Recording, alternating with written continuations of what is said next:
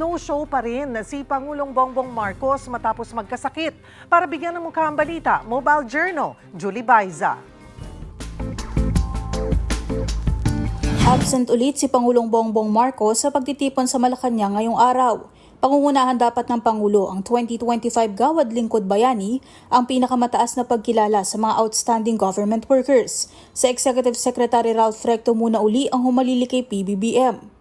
Isang karangalan po para sa akin na tumindig sa harap ninyo ngayon bilang kinatawan ni Pangulong Ferdinand R. Marcos Jr.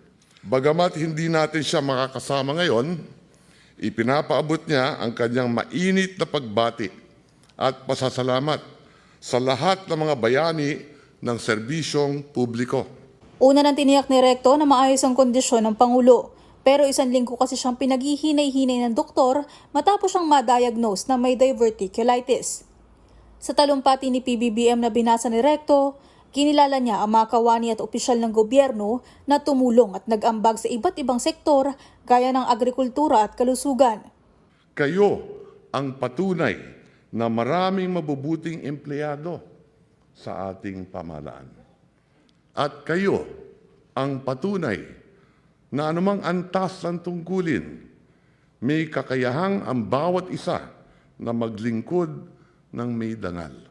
Samantala, wala pang sagot ang palasyo sa pahayag ng Kamara na iimbitahan daw si Pangulong Marcos na humarap sa pagdinig sa impeachment complaint laban sa kanya kung matutukoy na ito'y sufficient in form and substance. Desisyon naman daw ng Pangulo kung haharap siya sa komite o hindi. Sa February 2 to 4, target na talakayan ng impeachment complaint. Ayon kay House Justice Committee Chairperson Jervil Luistro, sa ngayon, pinagsasama-sama o kinoconsolidate na nila ang dalawang verified complaints para matukoy kung matibay nga ba ang grounds para isalang ito sa hearing. Mga kapatid, Mobile Journal Julie Baiza po, hatid ang mukha ng balita.